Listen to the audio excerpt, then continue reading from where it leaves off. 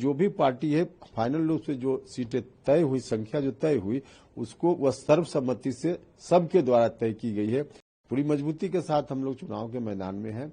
बीच वार्ता के क्रम में क्या कुछ हुआ, अब उस पर चर्चा करने का कोई मतलब नहीं। तय होने के बाद जो सहमति के बाद तय जो चीज होती है वह सबके द्वारा तय की गई चीज मानी जाती है।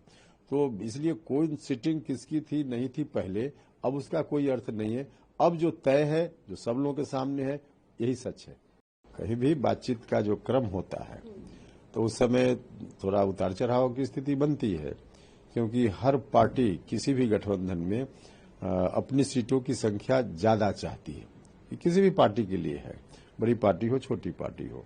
तो हमारे यहाँ भी एनडीए में जब बातचीत चल रही थी तो कई जगह अड़चन की स्थिति बनी, लेकिन तमाम प्रक्रिया के बाद जब फाइनल कहा जाता है कि अंत भला तो सब भला, तो अंत में सब भला हो गया, सारी चीजें तय हो गई और सब लोगों की सहमति से तय हो गई, तो उसके बाद तो कोई मतलब ही नहीं है उन बातों की चर्चा फिर से की जाए। देखिए, उम्मीद क्या थी, हमने कहा ना कि सबकी उम्मीद रहती है और कहीं भी थोड़ा कंप्रोमाइज तो करना ही पड़ता है।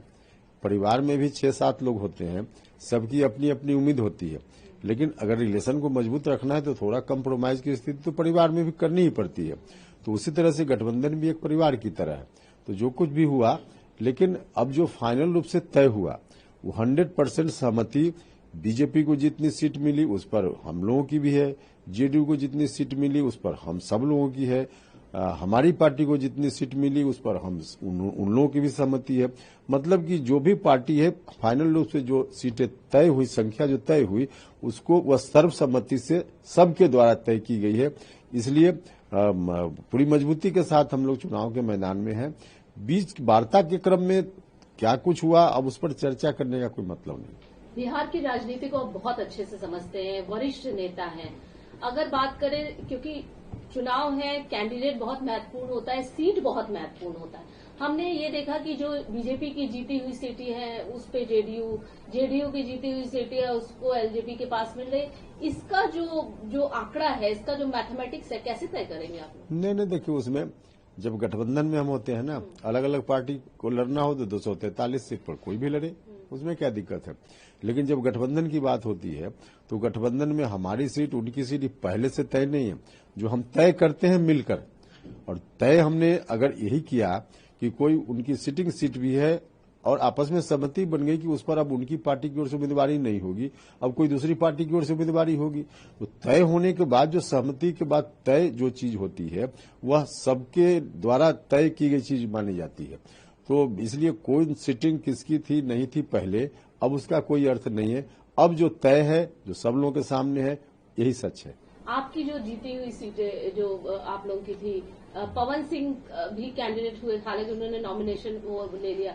अब उनका क्या, उस समय आप थोड़े से क्या असमंजस की स्थिति में थे? नहीं, बिल्कुल नहीं। लोकसभा का चुनाव एक अलग परिस्थिति में खासकर हमारे यहाँ हुआ, तो उस परिस्थिति से सभी लोग वाकिफ हैं।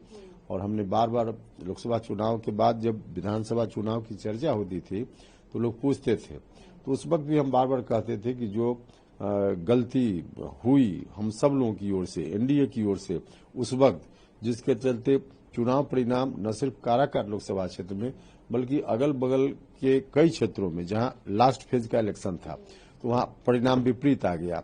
तो उस समय का जो अनुभव है, उस समय जो कमी रह गई उसको हम लोगों ने एसेस किया और उसके आधार पर हमने बार बार कहा कि अब विधानसभा चुनाव की स्ट्रेटजी पुराने अनुभवों को देख करके हम बेहतर तरीके से बनाएंगे और बेहतर तरीके से बनाएंगे तो हम जीतेंगे विधानसभा चुनाव। तो हम सब लोगों ने उन अनुभवों को ध्यान में रखते हुए बेहतर स्ट्रेटजी बना ली है विधानसभा चुनाव के संदर्भ में और इसका लाभ हमको मिलेगा। सर, थोड़ा सा तीखा सवाल होगा क्योंकि लगातार यही सवाल आपका नाम आ रहा था, जीतन राम मांझी जी का नाम आ रहा था कि भैया ये खुश नहीं है, एनडीए में ऑल वेल नहीं है, दिखा तो ये रहे लेकिन ऐसा है नहीं। इसको एक बार स्पष्टीकरण कर दें। बता तो रहे, अंत भला तो सब भला। हाँ। अंत भला तो सब भला। तो अंत में जो तय हुआ सबकी सहमति से, और सहमति के बाद अब कहीं कोई इफ वर्ड तो आपको नहीं दिखता होगा ऐसा हमको लगता है। तो अब जो है सामने, आखिर कुल मिला कर सारा एक्सरसाइज का क्या मतलब था? सारा एक्सरसाइज तो इसलिए न हो रहा था कि सब कुछ तय हो जाए, ठीक से तय हो जाए।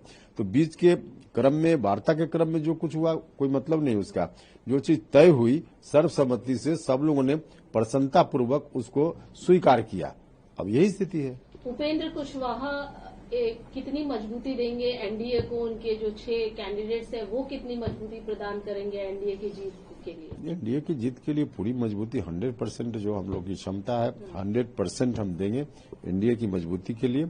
हमारी पूरी पार्टी इस काम में लगी हुई है और बिल्कुल सक्सेसफुल तरीके से हम मजबूती देंगे। जहां भक्ति है हर शब्द में, कथाओं में छिपे हैं दिव्य रहस्य और ज्योतिष देता है जीवन को दिशा। धर्म से जुड़ी हर बातों को जानने के लिए हमारे चैनल स्तुति को सब्सक्राइब करें।